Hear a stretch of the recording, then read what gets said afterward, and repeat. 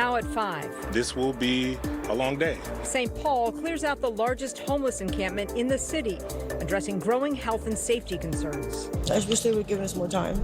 Plus, what's next for those forced out of the encampment and how the city plans to address it. Job cuts and higher property taxes on the table in Minneapolis to address a big budget gap.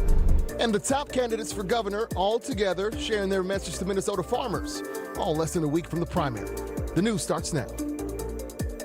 We will have all those stories in just a moment, but we start with breaking news right now in Isanti. Police say at least one person fired a gun outside of a home, adding there is an immediate threat to public safety. It's all unfolding near the intersection of Whiskey Road and Cedar Street Southwest, which is a residential area just down the street from a neighborhood park. Video just into our newsroom shows several SWAT vehicles in the area attempting to get inside. Deputies now asking everyone to avoid that area while they work to talk with the suspect or suspects. In fact, the city of Isanti also just released a statement saying tonight's scheduled meetings have been canceled and they're asking people in the area of the incident to shelter in place. We'll stay on top of this story. We'll bring you updates as soon as we learn more. Also tonight, St. Paul's largest homeless encampment is clearing out. The city shutting down the encampment at Pig's Eye Park this morning, marking the first step in a larger effort to shut all of them down. But it did not come without pushback. Thanks for joining us at 5 on air and streaming. I'm Rena Sargentopoulos. And I'm Kevin Holmes. City leaders acknowledge this will be a long-term process. However, it's one they say is necessary, citing health and safety concerns for people who live there. At the same time, there are concerns about where those people will go. City leaders say there's plenty of shelter space available now, but some people already moved across town to different encampments on Randolph Avenue. It's part of our team coverage tonight, but we begin with Jessica Hart on the ground, hearing from residents and city leaders. Jess. Kevin, Assistant Mayor Cedric Baker says he knows this will be a slow and steady process. He says the goal is to get everyone indoors, but he acknowledges not everyone is ready. When you own little to nothing, I can't even bear to go through it. packing what you do have is heavy. Yeah. Fox has lived at Pig's Eye Park for 8 months. She's been homeless for 11 years. I just wish they would have given us more time. But her time at Pig's Eye is over. I just don't really know what to do. A lot of people are losing a lot. I'm losing pretty much everything again, and that's hard. The city of St. Paul started clearing the encampment at 8 Wednesday morning because the city says it's no longer safe. There is space indoors for them. Assistant Mayor Cedric Baker says the city has several services available to help people transition into housing. We can't make people say yes, but those that are saying yes, we have the space for you.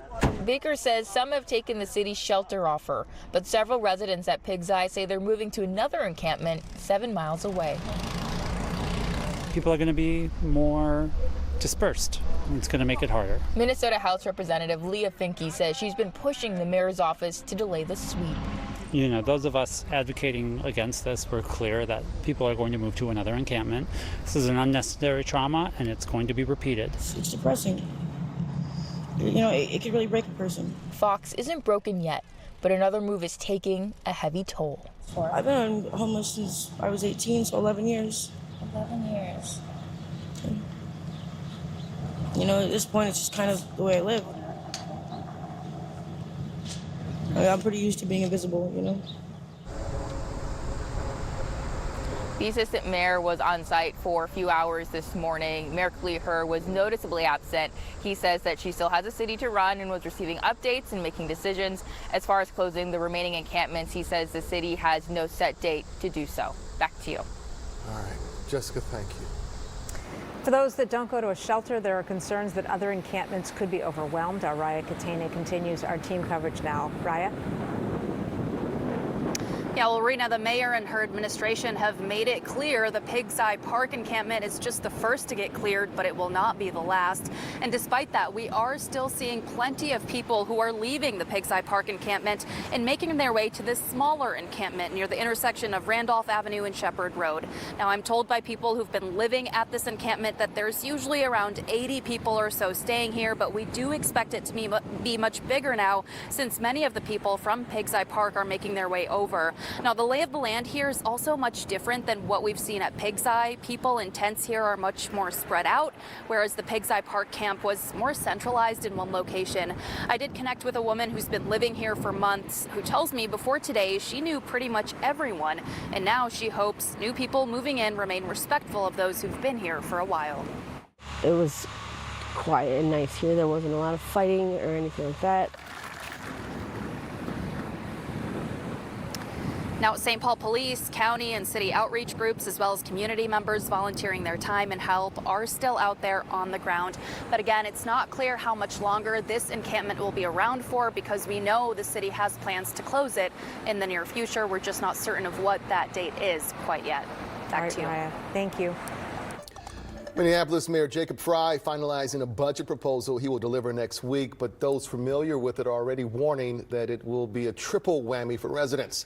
Those familiar with the mayor's proposal say it includes significant cuts to department budgets and staff layoffs, but that still won't make up for a $30 million shortfall brought on by new workers' contracts, police overtime, and a big drop in commercial property values. In order to offset that, the mayor is reportedly considering an increase in property taxes that could range from 11 to 13% or more. But I think we're looking at a higher figure, somewhere in the low teens, for property taxes for homeowners, unless the council and the mayor decide to make significant cuts beyond what he's proposing in his speech next week. We reached out to the mayor's office and we were told that he's still making final decisions, but beyond that, we'll have to wait until the speech next week. For the first time, Governor Walz is weighing in on the investigation into harassment allegations against St. Paul Mayor KARE. Those complaints came from Police Chief Axel Henry, among others. Here's what the governor had to say. The workplace environment needs to be conducive to a positive environment for everybody there. This is one of those cases that we'll have to see as the facts come out, as they play forward. I know the mayor is still on the job, still doing the work and the interactions. There's been no disruption with the state working together, but I think everyone deserves the opportunity to be heard on this, but I think anytime you have allegations of workplace harassment, whether it be sexual, discriminatory, or whatever, those need to be taken seriously, and there's processes in place to make sure that happens. In a statement, Mayor Herr previously said she recognizes some of her attempts at humor fell short of the standards that she expects for herself, adding that she is fully cooperating with that investigation. We are less than a week out from the primary election in Minnesota, where voters will decide which candidates will appear on the midterm ballot this fall.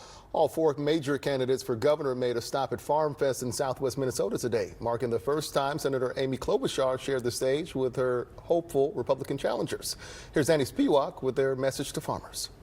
This was a classic old-school Farm Fest governor's debate today, with the four candidates on stage sparring over not only agriculture policy, but other issues like immigration enforcement, fraud, and health care.